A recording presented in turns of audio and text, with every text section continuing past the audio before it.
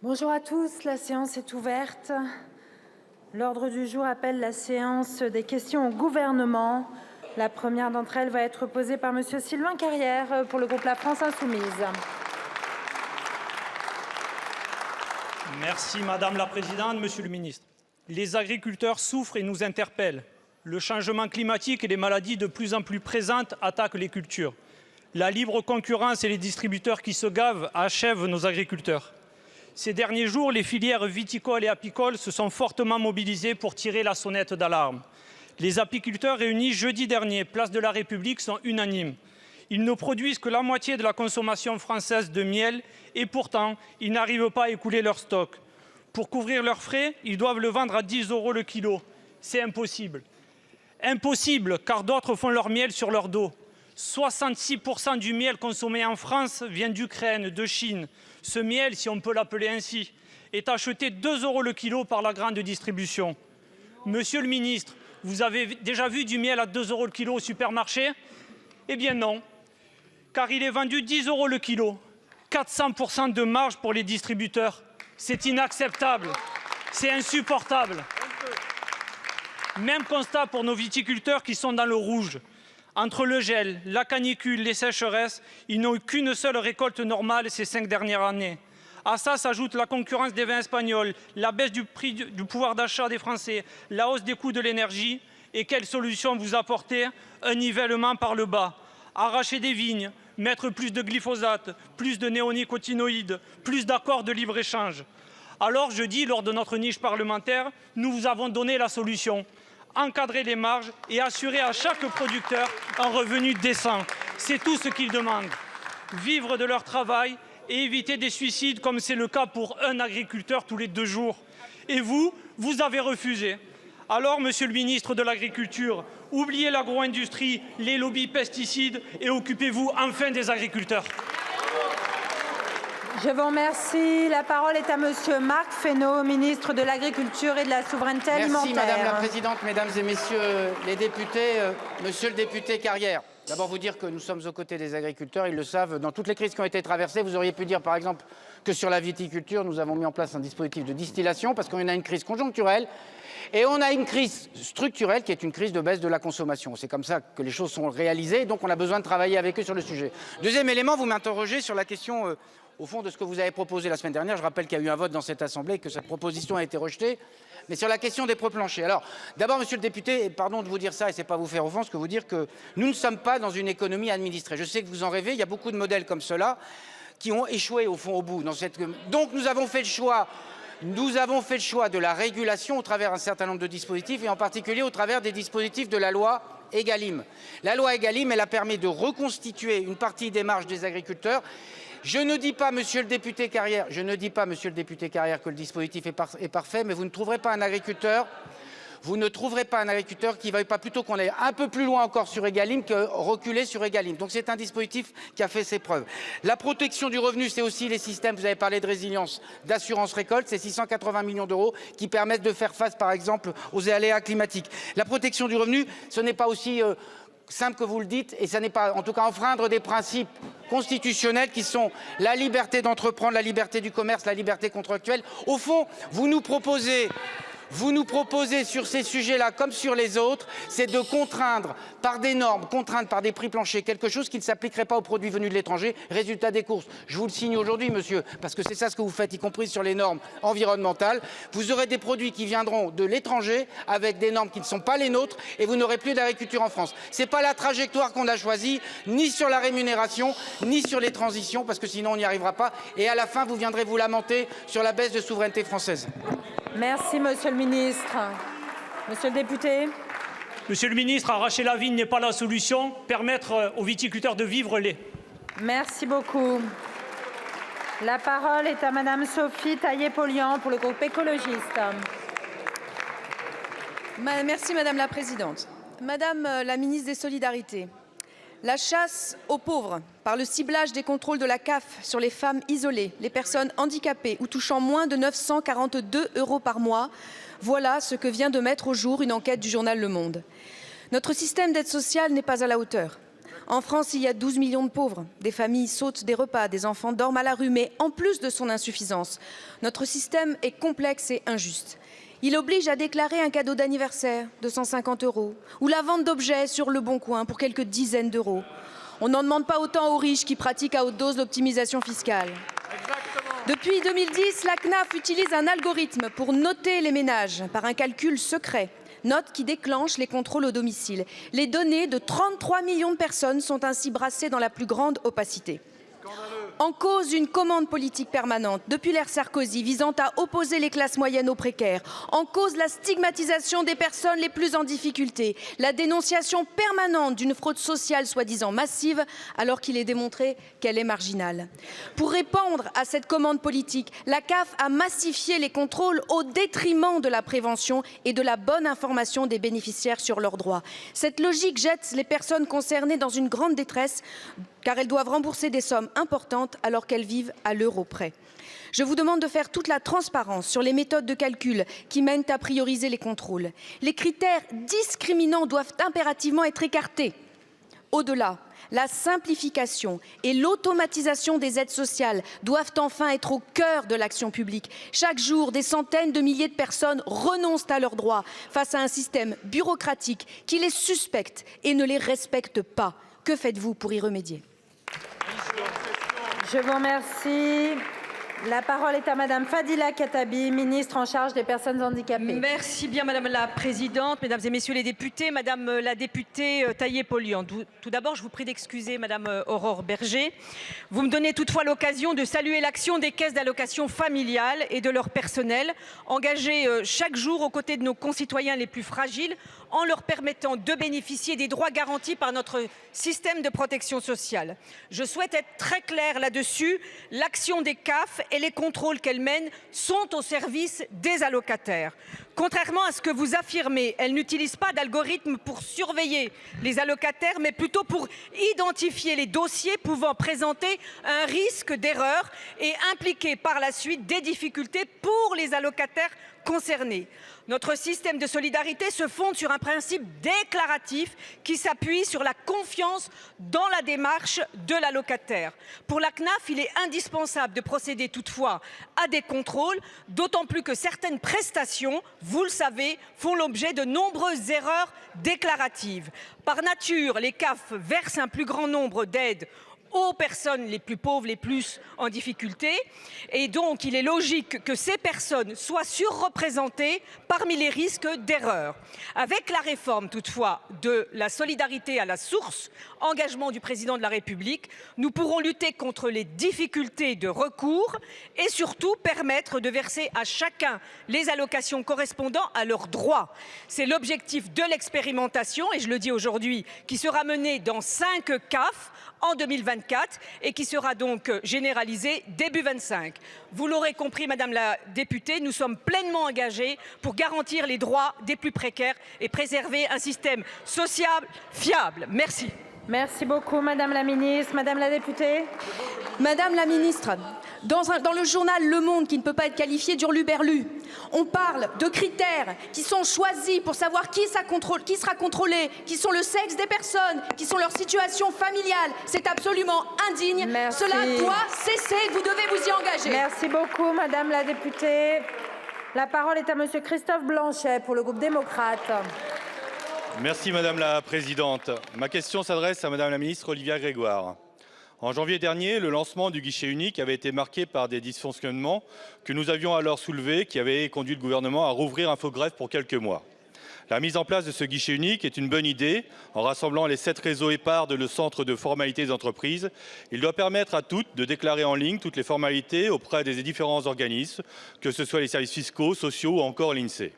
Création, modification, dépôt des comptes annuels ou cessation d'activité, tout doit se faire en ligne, sur un même site. Et je salue les équipes de l'INPI que j'ai pu rencontrer il y a 15 jours sur leur site, en charge de sa mise en œuvre, et qui font le maximum pour répondre aux fortes demandes actuellement. Il y a d'autant plus de cohérence à ce que l'INPI gère ce guichet, car cela donne aussi conscience aux entreprises de protéger leur patrimoine immatériel et ainsi de défendre contre les contrefacteurs, nos entreprises françaises restant les premières exposées en Europe contre la contrefaçon. Ce guichet unique doit être relancé le 1er janvier prochain avec un abandon définitif d'Infogreffe. Pourtant, le risque de panne subsiste et il faut prévoir des procédures de continuité acceptables pour ne pas que les entrepreneurs soient contraints de faire leurs démarches par voie papier auprès des greffes compétents, nous renvoyant 15 ans en arrière. Comment envisager que nos TPE, nos PME et nos ETI soient alors contraints de repousser leurs démarches au risque d'empêcher les créations d'entreprises nécessaires à notre économie? Nous ne pouvons nous permettre de retourner aux modalités du siècle dernier. Nos entrepreneurs, nos salariés, nos territoires ne peuvent attendre. Il y a urgence à faire pour éviter de subir. Madame la ministre, en cas de panne et pour la gestion du stock et pour ne pas revenir au papier, quelle procédure de continuité du service public pouvez-vous mettre en place à compter du 1er janvier? Quels moyens supplémentaires pouvez-vous vous accorder à l'INPI pour accompagner les entrepreneurs qui seraient alors en difficulté?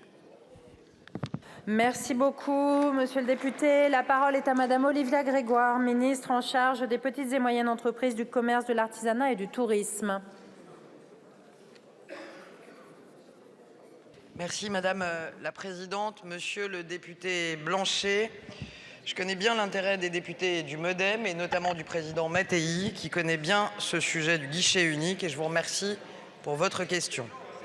Après des débuts fort difficiles pour les entreprises, je le sais, et d'ailleurs Bruno Le Maire et moi-même avons pris le temps ces derniers mois d'essayer d'améliorer l'efficience du guichet et je sais qu'il y a du travail. La situation s'est quand même améliorée, vous l'avez mentionné.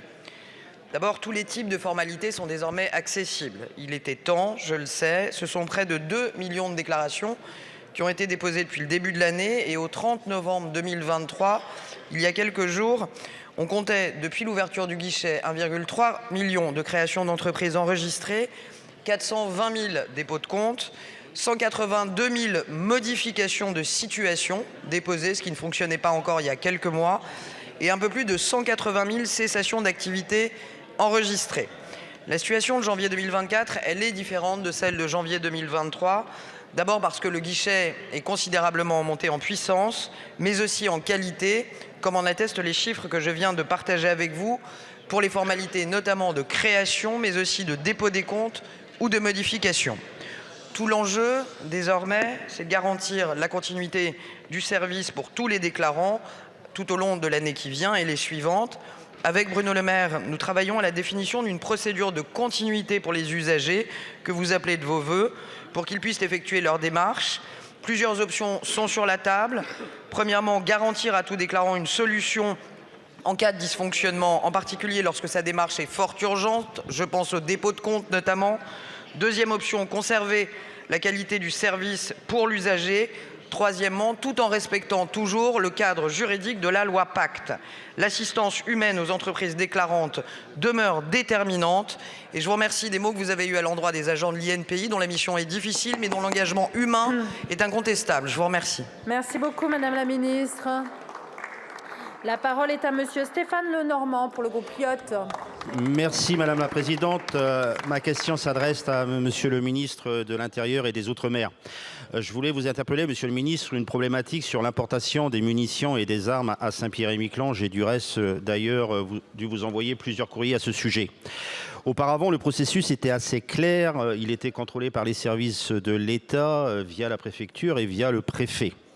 Or, depuis une année, nous avons été sollicités, l'ancien sénateur, mais aussi le préfet de Saint-Pierre-et-Miquelon, par les services de la gendarmerie, les services des douanes, qui sont des métiers assujettis à des obligations de tir, mais aussi par les armuriers, par la Fédération des chasseurs et par les associations de tir.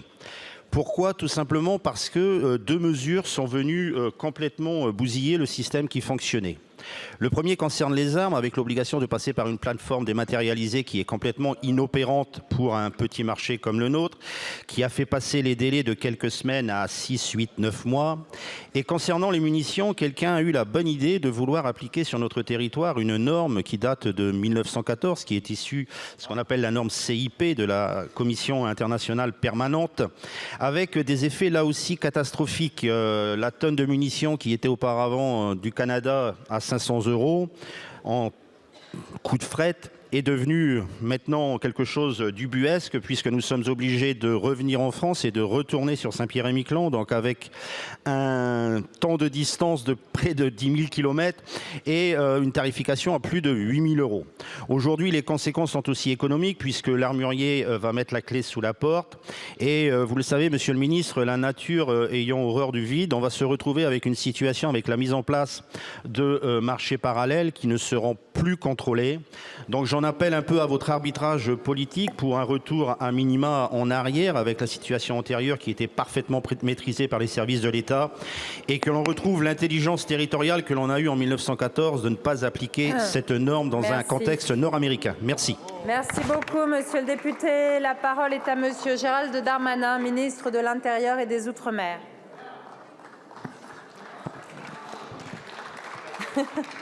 Merci Madame la Présidente, Mesdames et Messieurs les députés. Monsieur le député, vous avez raison, à Saint-Pierre-et-Miquelon, c'est un territoire français avec le plus grand nombre d'armes par habitant, du fait notamment d'une grande tradition de chasse, plus de 500 armes pour 1000 habitants. Et effectivement, avec les applications des règles douanières, les armes et munitions importées par le territoire doivent être approuvées CIP et donc passent par la métropole et donc sont plus chères, plus compliquées et évidemment ne répondent pas au bon sens, bien évidemment, puisque cette norme CIP n'est pas reconnue par les États-Unis et par le Canada, territoire qui est à votre proximité, bien sûr, d'élection. Alors je sais qu'il y a eu de très nombreux échanges entre le service des armes du ministère de l'Intérieur, la préfecture et puis bien sûr vous-même, monsieur le député. Je suis aujourd'hui en mesure de vous dire que oui, vous avez parfaitement raison, le bon sens doit être adopté, et la norme SAMI, dite SAMI, celle du Canada et des États-Unis, doit pouvoir s'appliquer à Saint-Pierre-et-Miquelon sans passer par une norme qui serait trop hexagonale. Et donc je vous donne évidemment l'information que nous pourrions expérimenter le passage directement par le Canada ou par les États-Unis pour les armes ou pour les munitions dès le début de l'année 2024. D'ailleurs, j'ai demandé au service des armes du ministère de l'Intérieur de se rendre à Saint-Pierre-et-Miquelon tout début du mois de janvier afin de pouvoir mettre en place cette expérimentation. Nous avons notamment aussi un travail à faire, en train d'être fait, avec un armurier, celui de Saint-Pierre, et directement venant du Canada ou des États-Unis.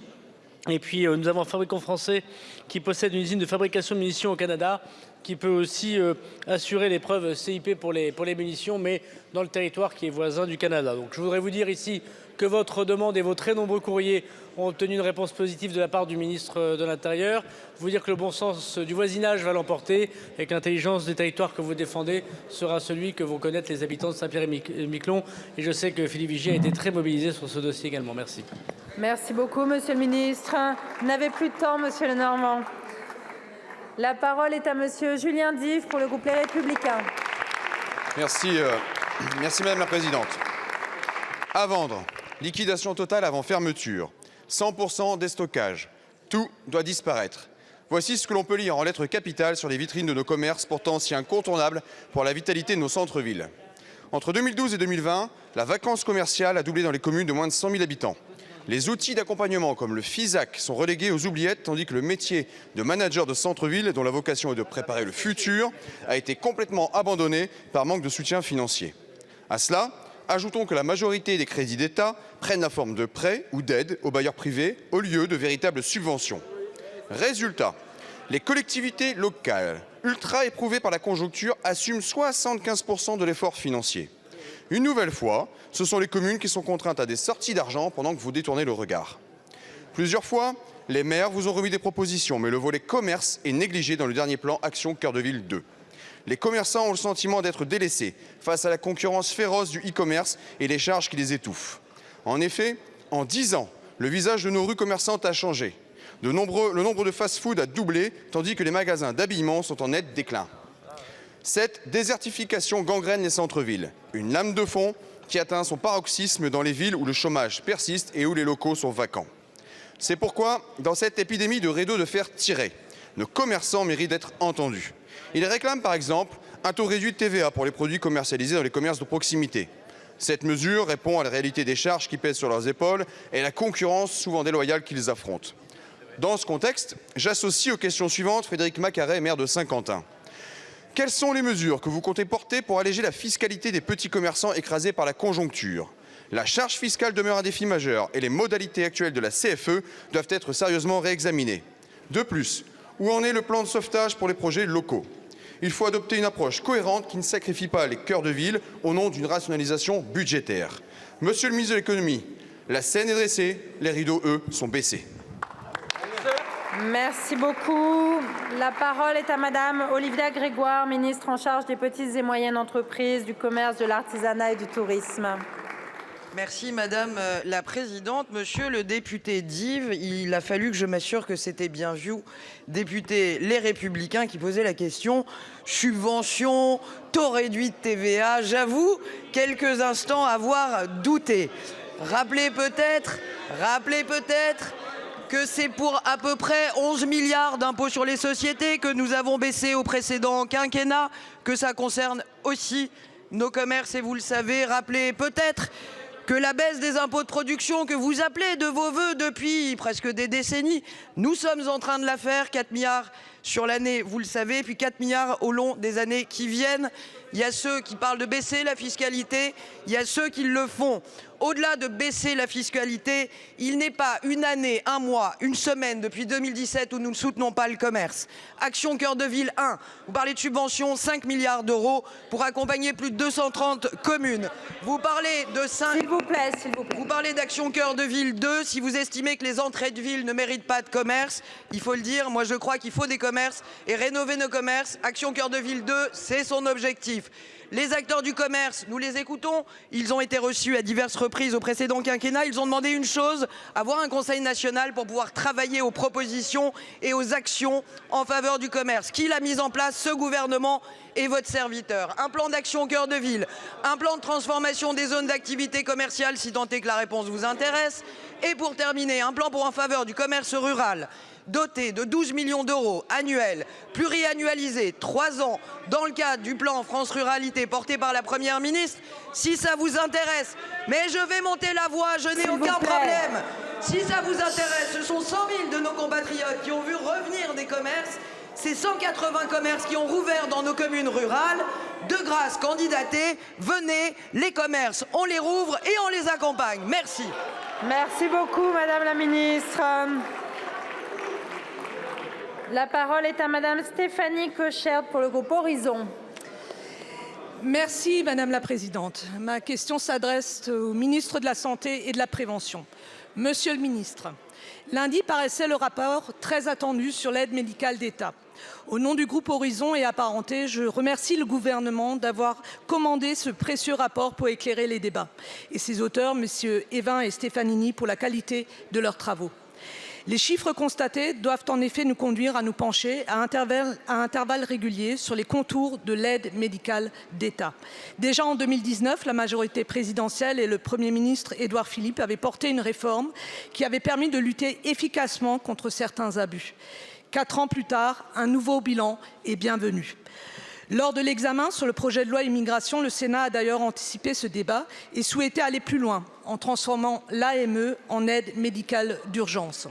Si nous devons effectivement nous interroger sur la soutenabilité du dispositif à long terme et la nécessité d'une réforme de l'AME, l'AME est avant tout un sujet de santé publique et, à notre sens, n'a pas sa place dans ce texte. Au-delà, ce rapport nous réaffirme que l'AME est utile et globalement maîtrisée, mais qu'elle subit l'augmentation récente du nombre de ses bénéficiaires et mérite d'être adaptée. En effet, entre fin 2015 et 2023, le nombre de bénéficiaires de l'AME a crû de 123 000 personnes, soit 39 % en 7 ans.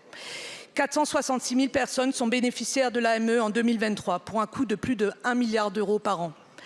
Face à ce constat, les auteurs préconisent d'adapter le cadre juridique de l'AME. Monsieur le ministre, comment le gouvernement entend mettre en œuvre ces propositions et dans quelle temporalité, notamment celle à portée législative? Je vous remercie. Je vous remercie. La parole est à Monsieur Aurélien Rousseau, ministre de la Santé et de la Prévention. Madame la Présidente, Mesdames et Messieurs les députés, Madame la députée, vous l'avez dit extrêmement clairement. Claude Évin et Patrick Stefanini ont remis à Gérald Darmanin et à moi-même un rapport qui est un rapport important. Ils convergent tous deux sur l'essentiel des analyses et assument aussi un dissensus sur certains points. Je veux dire que ce rapport, il permet de remettre de la clarté, de la lisibilité, de la transparence, qui est indispensable au débat démocratique et qui est en tout cas plus utile que les postures, les vindictes, la facilité ou quelquefois un zeste de démagogie sur ce sujet. Et je voudrais souligner rapidement que, et vous l'avez dit Madame la députée, non, l'AME n'est pas un dispositif dont l'État aurait perdu la maîtrise, un dispositif hors de contrôle. C'est un dispositif et une dépense qui est parmi les plus contrôlés. Nous parlons de dépenses qui sont là les mieux suivies et vous avez fait écho à la réforme qui a été engagée en 2018 sur le panier de soins. Le rapport rappelle aussi utilement que sur les 466 000 bénéficiaires de l'AME, il y a 100 000 enfants qui ne sont pas, au sens juridique, des étrangers en situation irrégulière. Le rapport dit aussi très clairement, et rappelons-nous de ces deux auteurs, qu'il n'y a pas d'appel d'air, que l'AME ne crée pas de tourisme médical et donc ne favorise pas l'immigration irrégulière. Et c'est donc pourquoi cette disposition et toute évolution n'aurait pas sa place dans le projet de loi immigration. C'est sur ce point essentiel. Oui, il faut que la médecine de ville s'engage dans la prévention. Oui, l'AME est un outil de santé publique. Mais je vous le dis aussi très clairement, ce rapport, il n'est pas fait pour être mis sur une étagère. Il pointe des évolutions possibles, certaines de niveau réglementaire, certaines de niveau législatif. Et nous aurons les débats et celles qui sont convergentes et de niveau réglementaire, nous les mettrons en œuvre dans les prochaines semaines. Merci. Merci beaucoup, Monsieur le Ministre. La parole est à Monsieur Daniel Grenon pour le Rassemblement national. Merci Madame la Présidente, mes chers collègues. Ma question s'adresse à Monsieur le Ministre des collectivités territoriales.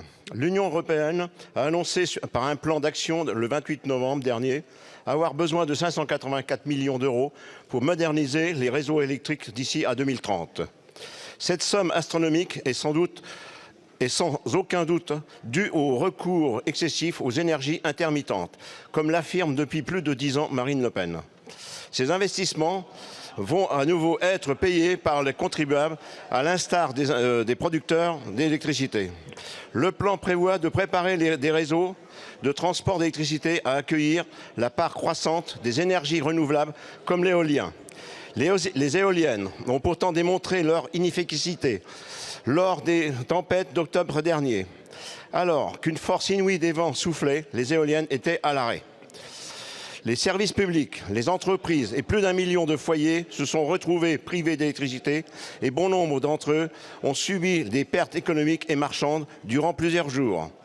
Cette situation désastreuse aurait pu être évitée si les investissements effectués pour les éoliennes avaient été redirigés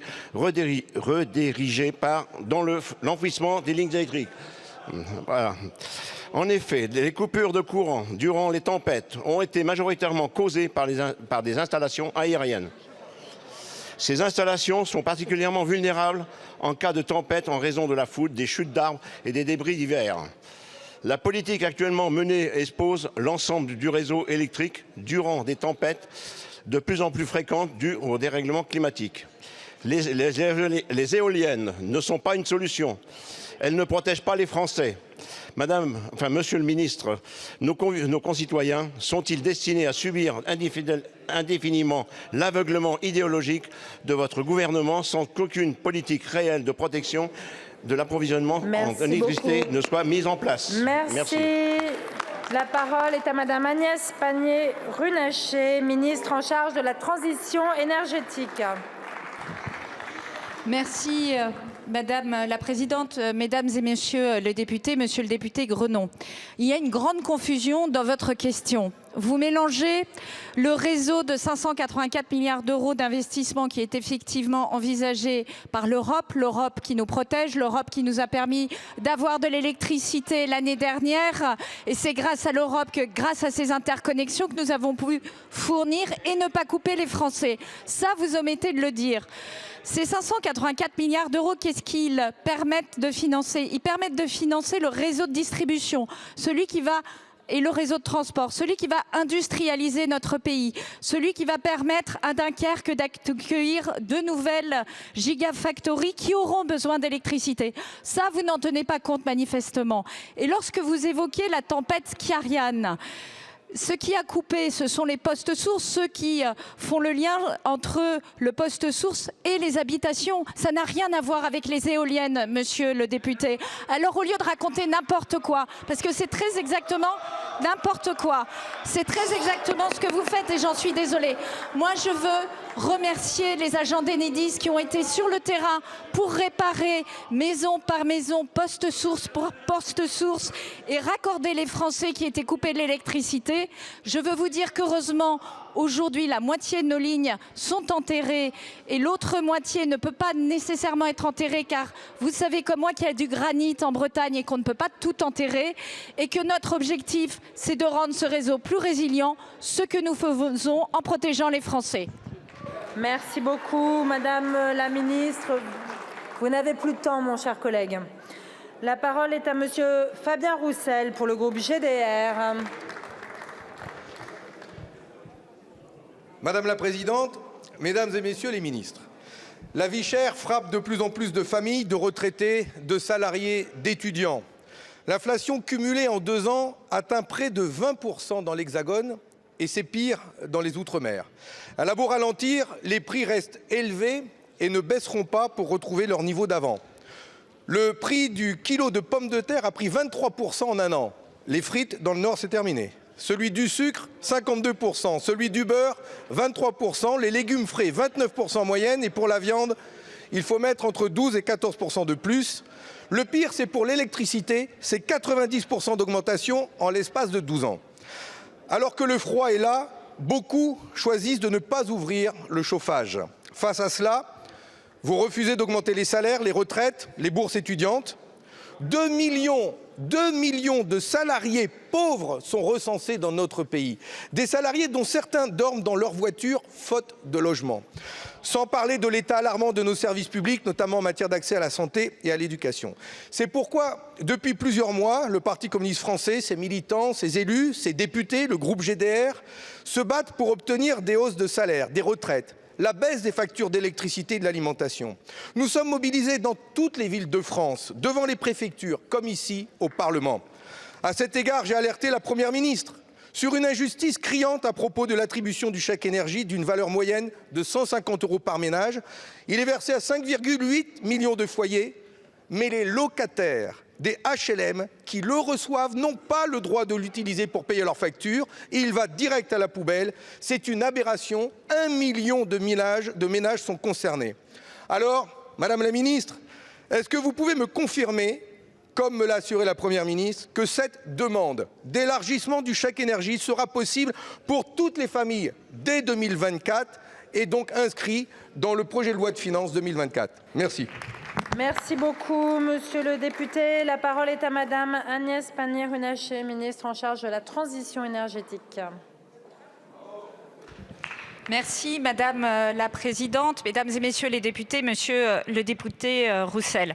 Vous le savez, l'inflation est le combat du Président de la République et de la Première ministre. Et d'ailleurs, la première loi de ce quinquennat, vous vous en souvenez, c'était une loi d'urgence pour le pouvoir d'achat des Français. Cette loi a permis la hausse des pensions de retraite, la revalorisation des minima sociaux ou encore l'allègement des cotisations sociales des indépendants. Nous avons également mis en place, vous le savez également, des dispositifs d'aide massifs aux Français, aux entreprises, aux collectivités territoriales pour faire face à la crise énergétique. Bouclier tarifaire, électricité, gaz, chèque énergie exceptionnel, filet de sécurité pour les collectivités locales, j'en passe. Mais c'est un combat que nous avons porté collectivement avec la majorité que je remercie pour son engagement. Notre priorité dans ce contexte d'inflation, c'est de protéger les Français et en particulier les plus modestes. Près de 5,6 millions d'entre eux bénéficient du chèque énergie. Jusqu'à près de 280 €, il est utilisé à plus de 80%. C'est un des dispositifs qui a le taux de non-recours, comme on dit, qui est le plus faible de tous nos dispositifs. Là où je vous rejoins, monsieur le député, c'est que c'est une aberration que les habitants des HLM ne puissent pas l'utiliser pour payer leurs charges de chauffage. Ils peuvent l'utiliser pour leur électricité, mais pas pour leurs charges de chauffage. Et donc, cette situation était inacceptable. La Première ministre s'en est saisie. J'ai porté à sa demande demande lundi dernier un amendement au projet de loi de finances en ce sens qui a été voté par vos collègues sénateurs. Et je vous confirme que nous porterons, et je sais que j'ai le soutien de la majorité, jusqu'au bout, le fait que ce chèque énergie puisse permettre aux habitants des HLM de diminuer leur facture d'énergie au travers d'une diminution de leurs charges en utilisant le chèque énergie. Merci beaucoup, Madame la Ministre. La parole est à Monsieur Philippe Naillet pour le groupe socialiste. Merci Madame la Présidente. Ma question s'adresse à Monsieur le ministre de la Transition écologique et de la cohésion des territoires. Au moment où se déroule la COP28, je voudrais, Monsieur le ministre, attirer votre attention sur les enjeux du changement climatique pour nos territoires ultramarins. En mars 2023, le GIEC rappelait que chez nous, et plus particulièrement nos îles, sont, comme toutes les régions du monde, déjà affectées par le changement climatique, mais elles seront de plus en plus. Inondations lors des cyclones tropicaux et fortes pluies, élévation du niveau de la mer, sécheresse et leurs conséquences pour l'agriculture et pour des populations exposées déjà à des restrictions d'eau. Et bien sûr, la perte des biodiversités. Je rappelle que 80% de la biodiversité française se trouve sur nos territoires. À La Réunion, malgré les efforts effectués, 40% des espaces végétaux sont en voie de disparition. Je rajoute que la forte littoralisation de l'habitat et des activités économiques dans les Outre-mer constitue un facteur de risque aggravant. Le changement climatique a aussi une influence sur la santé des populations ultramarines, développement des pathologies liées aux vagues de chaleur, comme celles liées au rayonnement solaire. Je rajoute enfin que nos populations sont d'autant plus vulnérables que les inégalités sociales et économiques sont plus marquées que dans l'Hexagone. Nous sommes aujourd'hui dans une course contre la montre. La prévention des risques liés au changement climatique avec une politique d'adaptation dans les Outre-mer doit être une priorité absolue à court et moyen terme. Sous-estimer les conséquences du changement climatique pour nos populations serait irresponsable. Nous sommes dans une période de responsabilité climatique où l'objectif d'1,5 degré maximum fixé par la COP 15 est déjà dépassé. Monsieur le ministre, ma question est simple, elle est directe, elle est concrète. Comment comptez-vous accélérer votre politique pour protéger nos populations face aux défis climatiques? Merci. Merci beaucoup. La parole est à Monsieur Christophe Béchu, ministre en charge de la transition écologique et de la cohésion des territoires. Merci Madame la Présidente, Mesdames et Messieurs les députés, Monsieur le député Naillet. D'abord, vous avez totalement raison sur le fait, y compris, de pointer les projecteurs, pas seulement sur ce qui se joue à la COP28, en matière d'atténuation des émissions de gaz à effet de serre, mais en matière d'adaptation, parce que quels que soient les compromis, les décisions auxquelles nous pourrons atteindre, nous pourrons faire en sorte d'obtenir des résultats à Dubaï. Quoi qu'il arrive, il y a un dérèglement qui a commencé et qui va se poursuivre. Et les trajectoires d'atténuation sur le plan mondial nous conduisent au plus 4 degrés à la fin de ce siècle pour la France, tel que j'ai eu l'occasion de dire il y a quelques mois. Et ça n'est pas renoncer à accélérer la baisse de nos émissions, c'est sortir du déni et sur la nécessité de protéger les populations. Et donc de façon très claire, cet après-midi à 15h30, j'ai la prochaine réunion interministérielle pour finaliser tout un pan de notre programme national d'adaptation au changement climatique qui sera présenté en janvier. Comment, compte tenu des hausses de température déjà constatées, des diminutions d'eau disponible, des besoins de mieux lutter contre les vagues de chaleur, établir un plan global, le premier, qui soit financé, qui soit complet, qui révisite 256 référentiels pour assurer des continuités et de la résilience et qui pose sans tabou la question des catastrophes naturelles et de la soutenabilité des assurances compte tenu de la multiplication des risques auxquels nous sommes soumis. C'est aussi le sens des COP territoriales qui sont en train de se déployer. 2 ont déjà eu lieu en Outre-mer. La 3e, c'est dans 48 heures à La Réunion. Puis il y en aura une en Guyane en début d'année prochaine. Donc, que ce soit la COP28 avec Agnès Pannier-Runacher sur la baisse des émissions, que ce soit sur les sujets d'adaptation avec beaucoup d'autres ministres, nous sommes mobilisés pour protéger les Français, aussi bien en atténuant les émissions qu'en préservant la biodiversité et qu'en présentant ce programme d'adaptation. Merci beaucoup, Monsieur le Ministre. La parole est à Madame Brigitte Klinkert pour le groupe Renaissance. Merci Madame la Présidente. Ma question s'adresse au ministre de l'Intérieur et des Outre-mer. La période des fêtes de fin d'année prend un sens particulier en Alsace, où les marchés de Noël rythment ce mois de décembre. Tradition dans l'Est de la France et symbole de la culture alsacienne. Il rassemble des millions de visiteurs, plus de 2 millions attendus à Colmar et 2,8 millions à Strasbourg. La tenue de ces événements est un moment majeur pour notre territoire et un défi pour la sécurité des habitants comme des visiteurs. En effet, nous commémorons cette année les 5 ans du tragique attentat qui a coûté la vie à 5 personnes sur le marché de Noël de Strasbourg. Dans le contexte du renforcement du plan Vigipirate au niveau attentat, et alors que la France a connu un nouvel attentat terroriste à Paris, nos concitoyens sont inquiets. Des mesures importantes sont mises en place pour assurer la sécurité de nos concitoyens, avec une mobilisation exceptionnelle de nos forces de l'ordre que je salue et des outils innovants. Je me félicite d'ailleurs que la justice administrative ait autorisé le recours au drone, sur le marché de Noël de Strasbourg. L'autre défi de la fin d'année est la nuit de la Saint-Sylvestre avec des incidents graves, incendies de voitures, accidents liés aux feux d'artifice et affrontements qui mettent régulièrement en danger les forces de l'ordre et les services de secours. Il y a un enjeu dans notre territoire transfrontalier d'assurer le contrôle de l'importation illégale de mortiers depuis les pays voisins. Monsieur le ministre, pouvez-vous détailler les moyens que l'État prévoit de consacrer pour garantir la sécurité des Françaises, des Français et des touristes pendant cette période festive et populaire de notre pays? J'associe bien sûr les députés alsaciens à ma question. Je vous remercie. Merci beaucoup, ma chère collègue. La parole est à monsieur Gérald Darmanin, ministre de l'Intérieur et des Outre-mer. Merci Madame la Présidente, Mesdames et Messieurs les députés. Madame la Ministre Klinkert, vous avez parfaitement raison. En Alsace, à Strasbourg et à Colmar en particulier, des marchés de Noël très importants, faisant venir des millions de personnes qui viennent dans votre magnifique région, se voient devant évidemment des difficultés extrêmement fortes du fait de des attentats terroristes qui ont pu s'y commettre, mais aussi de la délinquance de voie publique qui correspond malheureusement au 31 décembre et à la Saint-Sylvestre. Nous avons décidé, vous le savez, depuis maintenant plusieurs années, et singulièrement cette année, de mobiliser 6 unités de force mobile, particulièrement à la main de la préfète de votre région, qui, entre Strasbourg et Colmar, assure la sécurité des touristes, des commerçants et bien sûr des habitants. Cela a permis, je crois, depuis de nombreuses années, non seulement éviter des attentats terroristes, mais multiplier les interpellations.